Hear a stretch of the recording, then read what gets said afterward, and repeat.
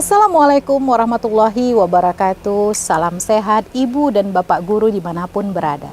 Perkenalkan, saya Yuniarti SPD MPD, Kepala UPT SPF SDN 104256 Regemuk, Kecamatan Pantai Labu, Kabupaten Deli Serdang. Saya akan mengikuti apresiasi GTK Jenjang SD tahun 2025 kategori GTK Dedikatif. Saya mengangkat tema kepemimpinan sekolah dalam program Koin untuk Sekolahku yang kami beri judul Koin Mulia, akronim dari kolaborasi inovatif murid unggul lewat infak dan amal yang telah dimulai sejak Agustus tahun 2022. Ini penting untuk diangkat karena tumbuh kembang anak pesisir kerap kali menghadapi tantangan ganda seperti ketergantungan ekonomi keluarga pada sumber daya laut yang rentan fluktuasi, angka kemiskinan tinggi yang menyebabkan angka stunting atau malnutrisi juga tinggi akibat keterbatasan membeli variasi makanan bergizi. Belum lagi maraknya jajanan di luar gerbang sekolah yang miskin gizi. Kantin sekolah juga belum memahami makanan yang aman dikonsumsi murid. Kasus perundungan yang sering terjadi akibat pergeseran nilai moral dan etika di tengah ancaman narkoba yang semakin merajalela. Dibutuhkan infrastruktur musola sebagai pusat pendidikan karakter berbasis ibadah, namun pendanaan formal tidak tersedia. Selanjutnya, tingkat pendidikan orang tua yang rendah mempengaruhi anak pesisir menjadi rentan putus sekolah. Pola pikir tetap dengan asumsi untuk apa sekolah, toh ujung-ujungnya juga melaut, mengakibatkan rendahnya motivasi bersekolah ke jenjang yang lebih tinggi.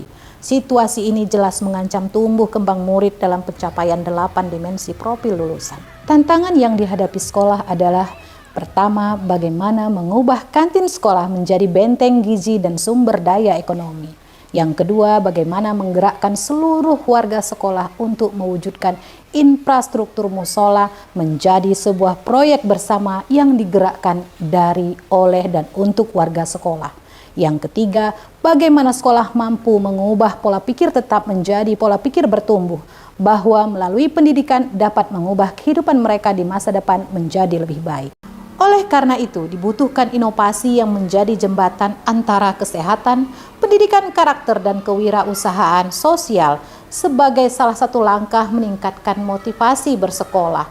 Sebuah aksi nyata yang mengubah murid menjadi agen pemecahan masalah bagi komunitas mereka sendiri.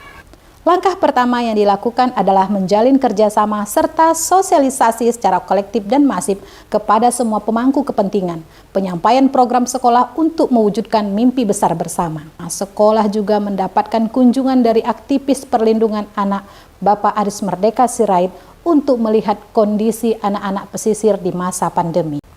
Tahun 2022, UPT SPF SDN 104256 Regemuk meraih penghargaan Adiwiyata karena berhasil menciptakan lingkungan sekolah yang sehat, asri, bersih, rindang, dan sejuk.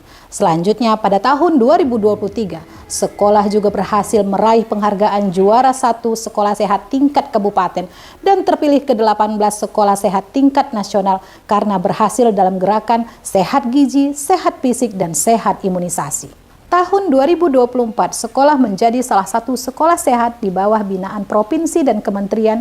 Dirjen GTK juga pernah turun memonitoring sekolah sehat kami.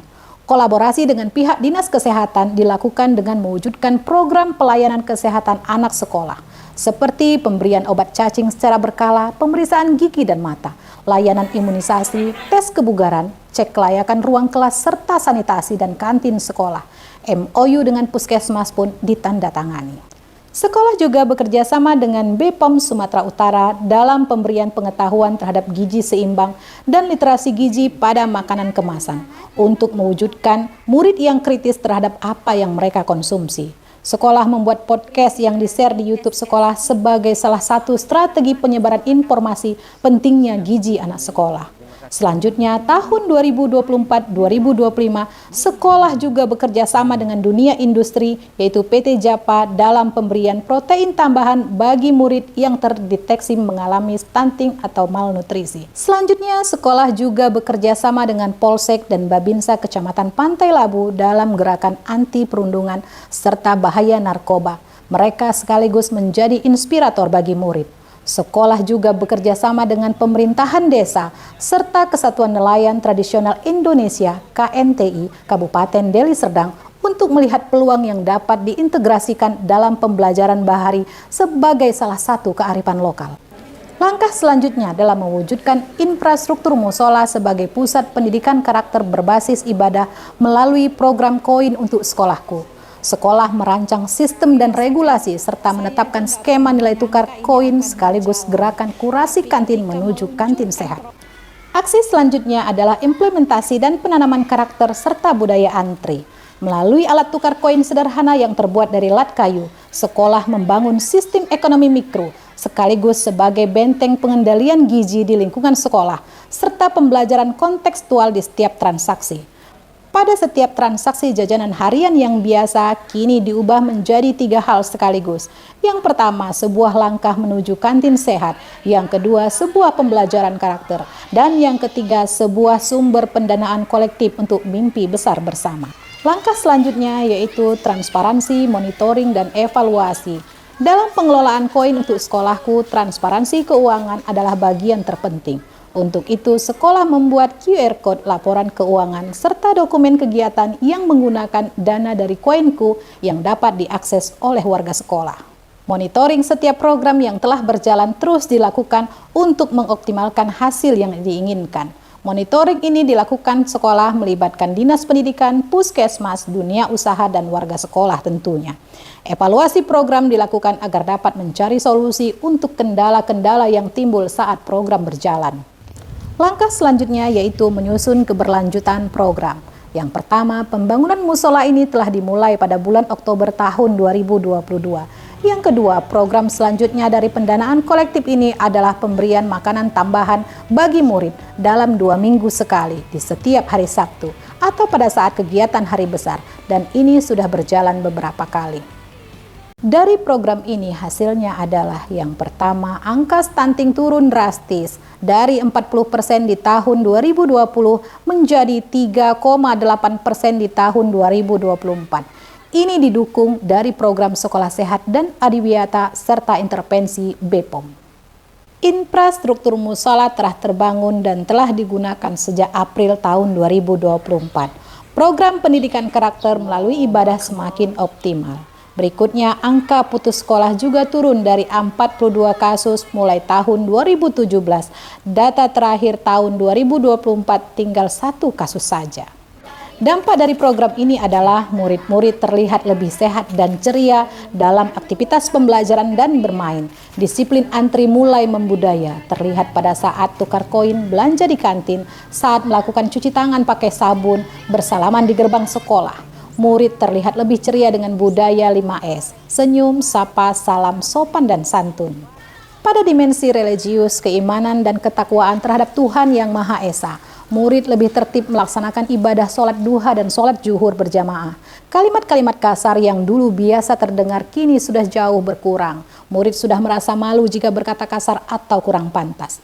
Selanjutnya, antusiasme masyarakat menyekolahkan anaknya meningkat. Data penerimaan murid baru tahun 2025 pendaftar mencapai 87 orang, sementara kuota hanya 80 orang murid. Pada akhirnya, program koin untuk sekolahku telah membuktikan lebih dari sekedar filantropi kolektif. Ini adalah laboratorium karakter yang sesungguhnya. Setiap keping koin yang beredar adalah representasi nyata dari terwujudnya generasi yang sehat, cerdas, dan religius, sejalan dengan cita-cita mulia Kabupaten Deli Serdang. Keberhasilan ini bukan hanya milik sekolah, tetapi sesungguhnya milik setiap murid pesisir yang kini berdiri tegak menjunjung tinggi karakter positif dan siap menjadi agen perubahan menuju masa depan yang lebih cemerlang. Satu pantun penutup, pohon mangrove batangnya kokoh, tumbuh subur di tepi laut. Praktik baik ini ayo kita contoh, semoga menginspirasi dan terus berlanjut. Assalamualaikum warahmatullahi wabarakatuh.